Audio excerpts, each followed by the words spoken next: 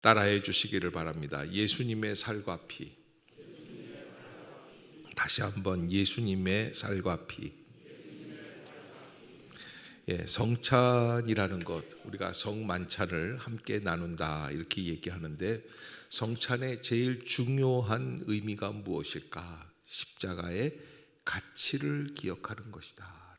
십자가의 가치를 기억하는 것이다. 스테인드 글라스 제작자, 예술가인 찰스 코닉이라고 하는 분이 있는데, 어느 날 젊은 제자 한 사람이 찾아와서는 선생님에게 이런 부탁을 드렸다는 거예요. 선생님이 스테인드 글라스를 만드실 때 쓰시는 도구를 저에게 며칠만 빌려주시면 저도 선생님이 하시는 것만큼 멋지게 제작할 수 있을 것 같습니다. 사실은 원래 목수들한테 연장 빌려달라고 그러면 기분 되게 나빠해요.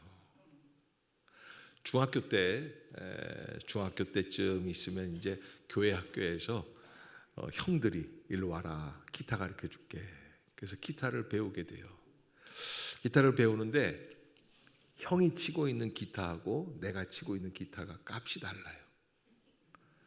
저희는 싸구려 기타 치고 형들은 뭐 자개도 박혀 있고 뭐 멋있어요. 소리가 더 멋있거든요. 그럼 우리는 늘 뭐라고 위로를 해요? 내가 기타를 못 치는 게 아니라 내 기타는 싸구려짜리라서. 저 형은 기타를 잘 치지만 그러나 비싼 걸로 치니까 더 잘 친다고. 우리가 어떻게 보면은 그 선생님이 쓰시는 도구만 내가 빌려오면 나도 선생님이 할 수 있을 것만큼 열심히 잘할 수 있을 것 같은 거예요. 물론 그럴 때도 있습니다. 그러나 그거는 잠깐입니다. 그 제자가 며칠 뒤에 왔습니다. 그러더니 낙심한 마음으로 이렇게 얘기를 하더라는 거예요. 선생님의 그 기구를 썼는데도 역시 제 솜씨로는 선생님을 따라갈 수 없을 것 같습니다. 그때 찰스 코닉이 그 제자에게 이런 이야기를 해줬다고 해요. 아주 유명한 얘기입니다. 스승의 도구를 빌려간다고 스승의 솜씨에 이를 수 없다. 그럼 어떻게 합니까? 스승의 가슴에 타오르는 열정을 받아가야 한다. 스승의 가슴에 타오르는 열정이 있어요. 그가 어떠한 마음으로 그 일을 하고 있는지의 그 자세를 배워야지 돼요. 그렇지 않으면 아무리 본받으려고 해도 잘 안 되더라는 거예요. 우리 앞에 있는 선배들, 더 나아가서 우리의 최종 스승이신 예수 그리스도께서 우리를 위하여 떡을 떼어주시고 잔을 허락해 주시면서 주신 말씀이 이것은 너희를 위하는 내 몸이다 그러셔요. 떡이 아니라 무엇이라고요?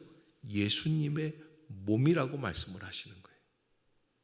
그 몸을 우리가 받을 때에 우리는 씻을 수 없는 죄악에서 용서받게 되는 줄로 믿습니다.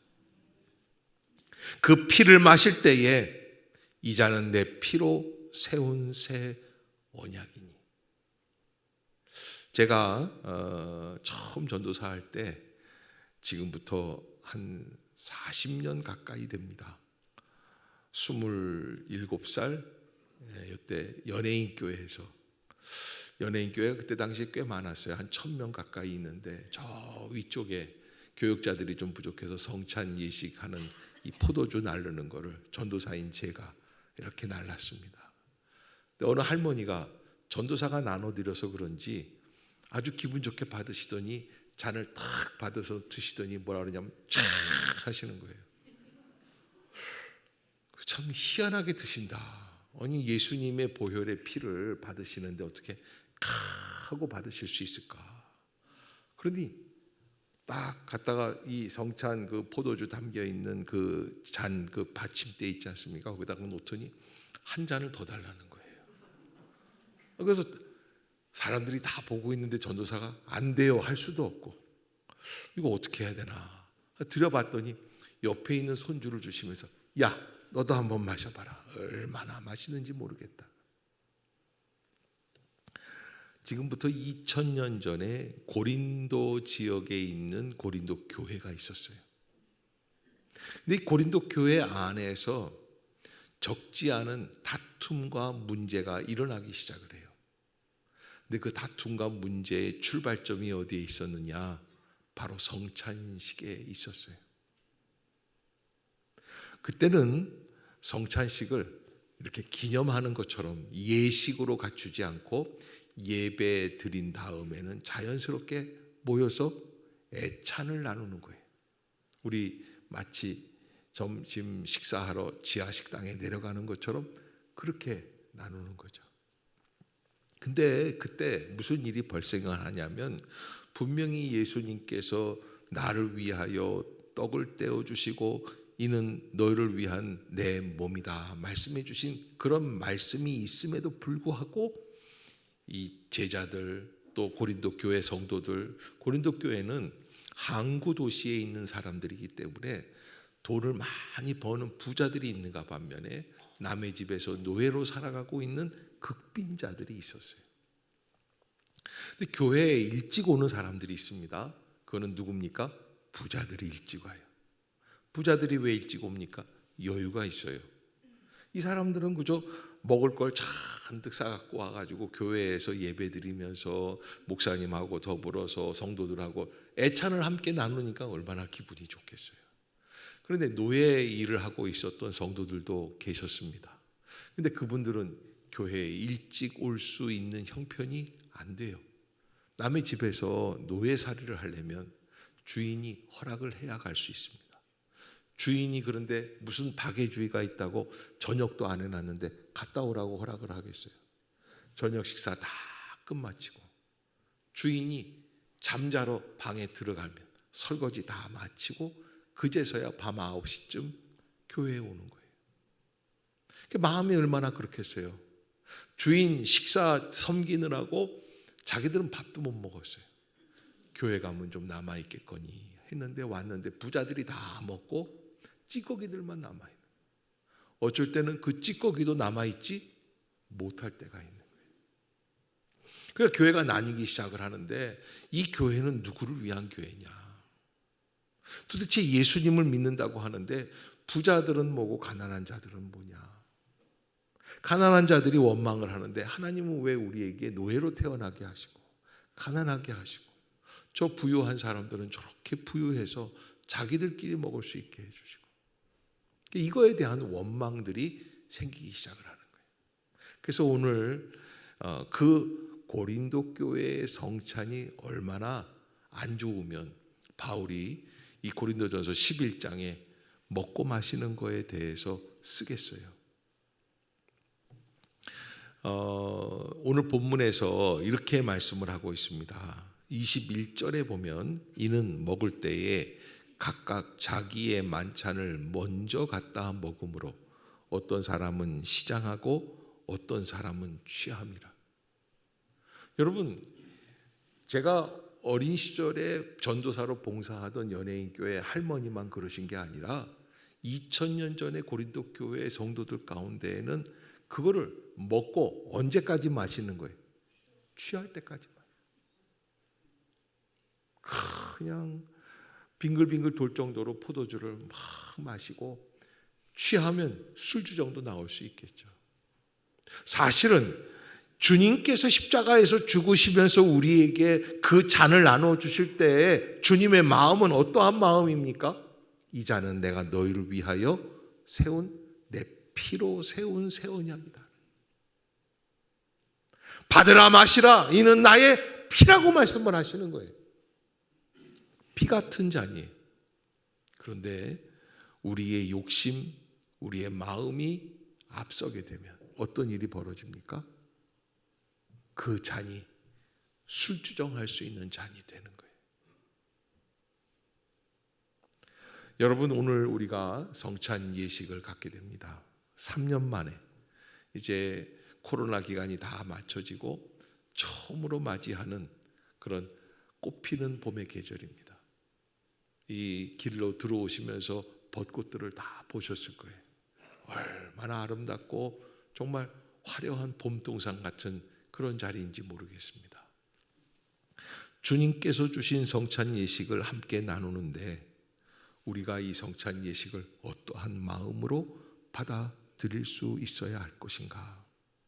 성찬은 인간이 만들어 놓은 예식이 아닙니다. 따라해 봅시다. 성찬은 예수님께서 친히 제정하셨습니다. 아멘. 예수님이 직접 세워주신 예식이라는 거예요. 그러니까 예수님의 마음을 가지고 스테인드 글라스 만드는 스승한테 가서 도구만 빌려오면 자기가 스승처럼 할 수 있을 것 같았던 그 제자처럼 하는 것이 아니라 물과 포도주, 빵과 포도주만 있으면 우리도 성찬식을 얼마든지 할 수 있을 것 같지 않은가? 그러나 2000년 전 우리를 위해 십자가에서 죽으시면서 죽기까지 자기를 우리에게 나누시려고 하셨던 그 마음을 담는 거죠. 아멘. 친히 제정해 주신 예식이다. 예수님은 잡히시던 밤에 떡을 가지셨어요. 떡을 드십니다. 축사하시고 떼어 가라사대 이것은 너희를 위한 내 몸이다. 이것을 행하여 나를 기념하라. 여러분, 만약에 엄마가 암 수술을 하려고 병원에 입원해야 되는데 마지막 식사를 아이들한테 차려놓는다고 칩시다. 그 얼마나 애끓는 식사가 되겠어요. 근데 애들은 그런 것도 모르고 어떻게 해요? 그냥 소세지 더 줘, 김치 더 내놔, 난 밥을 왜 조금이야, 이러지 않겠어요? 그때 엄마가 뭐라고 얘기할까? 얘들아, 엄마가 차려주는 마지막 식사니까 맛있게 먹고 앞으로는 싸우지 말고 형 얘기 잘 듣고 형은 또 동생들 잘 타이르고 그렇게 해서 밥을 먹을 때마다 꼭꼭 씹어서 잘 먹어야 된다. 그렇게 말하는 엄마가 있다고 치면 엄마의 마음이 얼마나 애잔하겠습니까? 예수님께서 친히 제정해 주셨다라는 사실은 그 성찬 예식을 받을 때마다 예수님의 마음을 좀 회복할 수 있는. 두 번째, 예수님은 그러면 왜 도대체 십자가에서 그렇게 죽으셔야만 됐습니까? 따라해 봅시다. 나의 죄를 대신하여 죽으십니다. 아멘. 예수님이 죽으시는 이유는 딱 하나입니다. 나의 죄를 대신하여. 너의 죄가 아닙니다. 저 사람의 죄가 아닙니다. 나의 죄입니다. 나의 죄를 대신하여 죽으셨다는 사실을 깊이 기억하고 내 죄가 예수님을 죽게 했구나라고 하는 그런 믿음의 고백이죠. 이 예식을 행할 때마다 나를 기념하라 말씀해 주셨는데, 기념한다라는 것은 잊지 말고 깊이 기억하라는 말씀이에요. 기독교 신앙의 핵심은 무엇입니까? 하나님께서 나 같은 죄인을 사랑하셔서 독생자 예수 그리스도를 보내주셨음을 믿는 거예요. 아멘. 나 같은 죄인을 사랑하셔서 독생자 예수 그리스도를 보내주신 것을 믿는 거예요.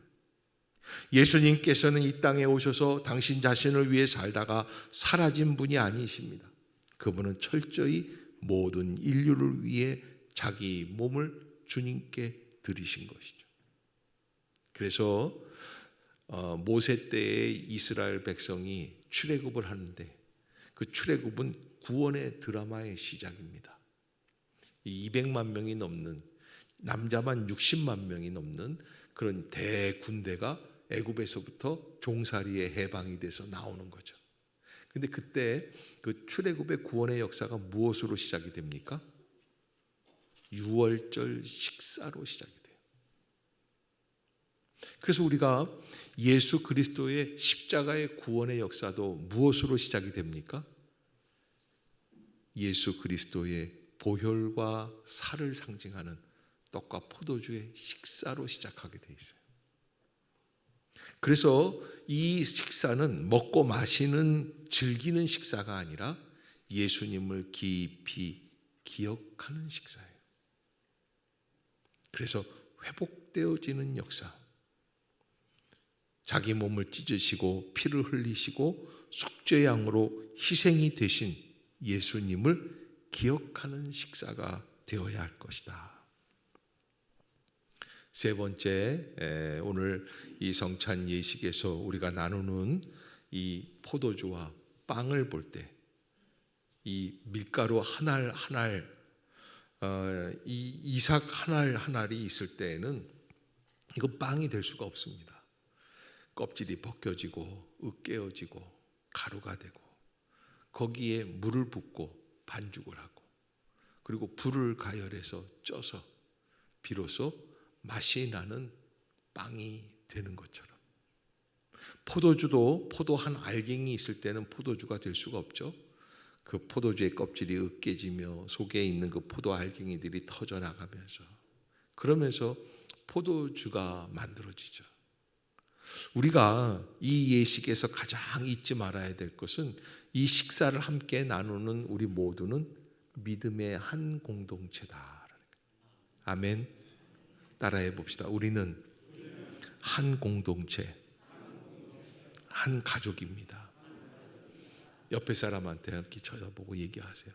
가족 되신 걸 축하합니다. 네, 우리가 가족이라는 거예요. 근데 어떻게 해서 가족이 돼요? 예수님의 살과 피를 함께 나눔으로 가족이 되는 거예요. 우리는 너희를 위하는 내 몸이라고 말씀해 주시는 예수 그리스도의 살, 예수 그리스도의 피를 함께 받은 사람들입니다.